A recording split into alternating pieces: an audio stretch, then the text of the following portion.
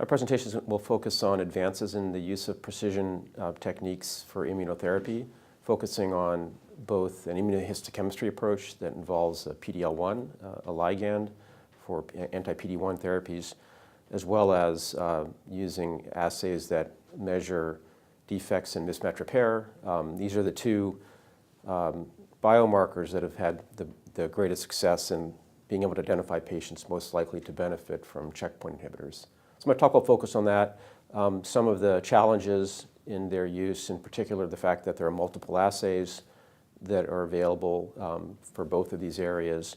And then finally, I'll also touch upon personalized cancer vaccines, which are also, of course, an area that involves individualized patient approaches.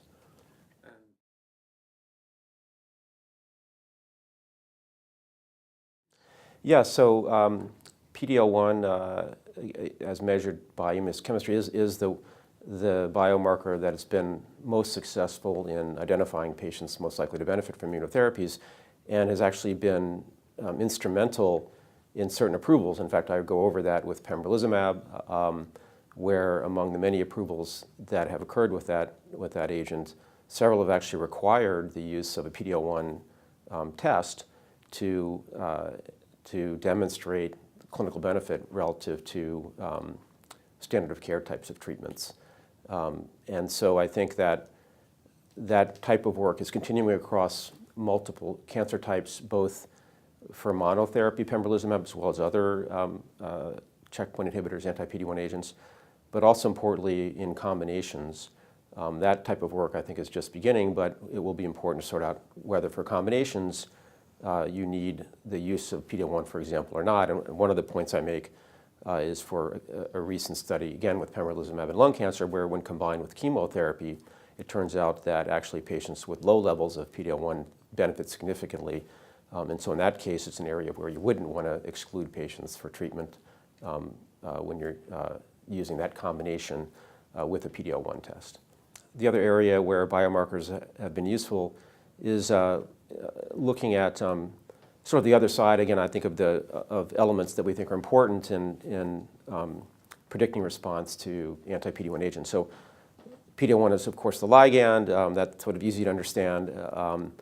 But the other element would be alterations that lead to high tumor mutational burden, which in turn would lead to production of new proteins and new antigens that could be recognized by the immune system.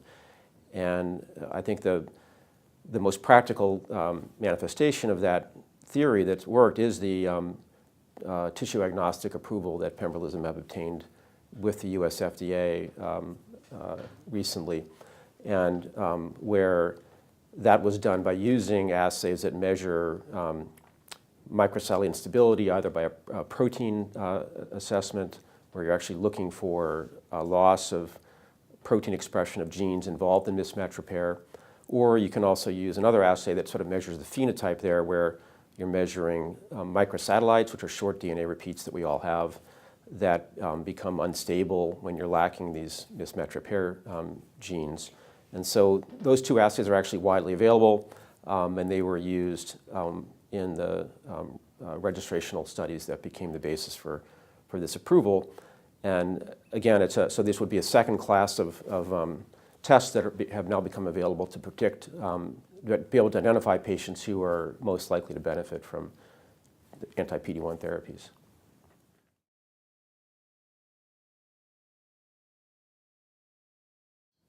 Yes, that's right. So another area that I think is is quite interesting, under investigation by a number of companies, including Merck.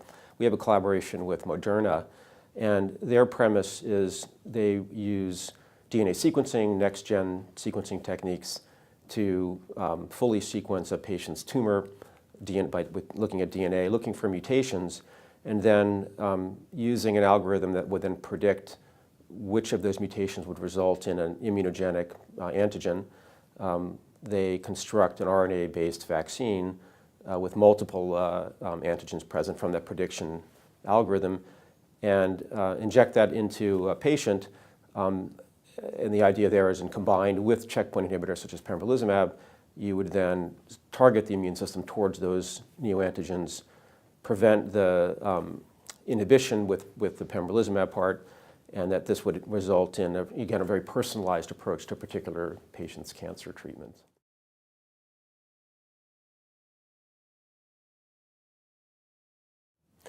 Well, I think it is. I think first I'll just step back and say that I think the whole era of immunotherapy has really ushered in a very dramatic change in the way we treat cancer. Previously, most of our focus was on chemotherapy or targeted agents that targeted the cancer. Immunotherapy brings in where we're actually harnessing the. It's actually in some sense it's not specifically directed against the cancer. It's directed against the patient's own immune system to unlock the immune system to realize its ability to attack the cancer. However, despite the multiple successes there, many patients don't benefit from these treatments, and so it's back to where there needs to be focuses on continued advances in both identifying tests such as PD-L1 or the MSI tests that identify patients with very high potential for benefit, as well as moving towards combinations that will increase the likelihood of an individual patient having a dramatic outcome to these agents. And those can include a variety of modalities. I mentioned chemotherapy as being one that's been it's clear that improves outcomes compared to pembrolizumab alone in lung cancer patients. Many other combinations under investigation, including the personalized cancer vaccines that I mentioned previously.